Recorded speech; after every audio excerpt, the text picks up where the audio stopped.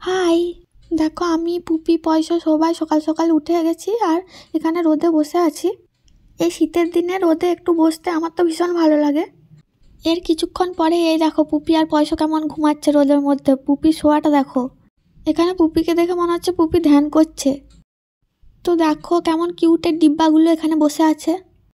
ওদের কিছুতেই একটা জায়গাতে মন বসে না, ওরা এখানে ওখানে সরিয়ে সরিয়ে বসে। আর এই দেখো পুপি এখানে বাইরে বেরোনোর চেষ্টা করছে। আর এই দেখো পুপি পয়সার একটা চোখ ঢেকে কেমন বসে আছে। তারপরে এই দেখো বাইরে চলে এসেছে আমাদের লালু। লালুকে দেখে নিয়েই আবার দুজনে ঘুমিয়ে পড়েছে। ওরা ঘুমাক, তোমাদের এখন দেখাই আমাদের বাগানের কয়েকটা ফুল। ফুল দেখাতে দেখাতেই এই দেখো কালু আর কালুর একটি বাচ্চা এসে হাজির হয়ে গেছে। ওদেরকে খাবার দিয়ে উপরে যেতে এই দেখো দেখতে পেলাম পয়সাকে আমার পাখি ধরার জন্য জানালায় বসে আছে দেখো। তারপরে এই দেখো মা কিছু ফুল তুলে দিচ্ছে ঠাকুরের পুজোর জন্য। আর আমাদের এই ঠাকুরঘরটা তো তোমাদের সাথে আগেই শেয়ার করেছি। আমাদের এখন দামোদর ঠাকুরের পালা চলছে।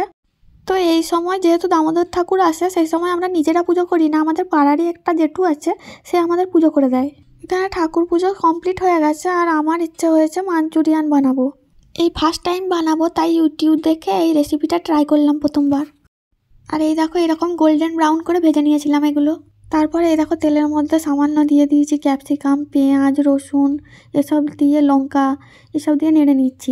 এর মধ্যেই আমি নিয়েছিলাম সামান্য একটু soya sauce, tomato sauce, chilli sauce আর একটু জল দিয়ে একটু স্যুপের মতো বানিয়ে নিয়েছিলাম। এর মধ্যে কিছুটা কর্নফ্লাওয়ারও দিয়েছিলাম।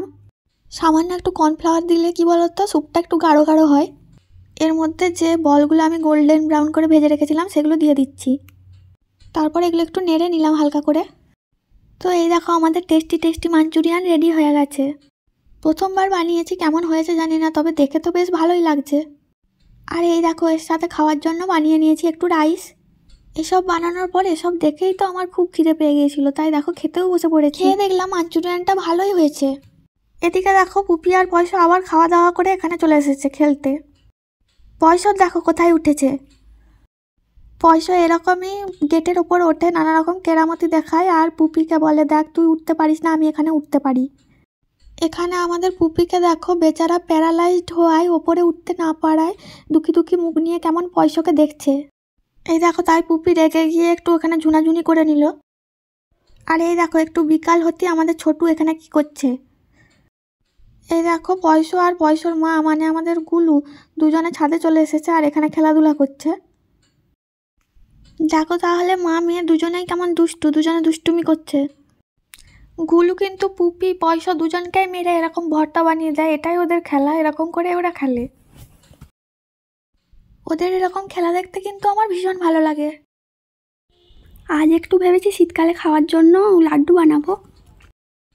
তাই দেখো আজকে সব রকম বাদাম, কিশমিশ, কাজু, খেজুর এসব দিয়ে একটা লাড্ডু বানিয়ে নিচ্ছি। মিক্সিতে সব কিছুই গুঁড়িয়ে নিয়েছি, তারপরে এই দেখো গোল গোল করে লাড্ডুগুলো বানিয়েও নিয়েছি। আর এই লাড্ডু বানাতে বানাতে দেখো রাতে রান্নার টাইম হয়ে গেছে। তারপরে এই দেখো রাতের খাবারের জন্য বানিয়ে নিচ্ছি পালং শাকের পরোটা। তো এই দেখো রেডি হয়ে গেছে আমাদের রাতের খাবার।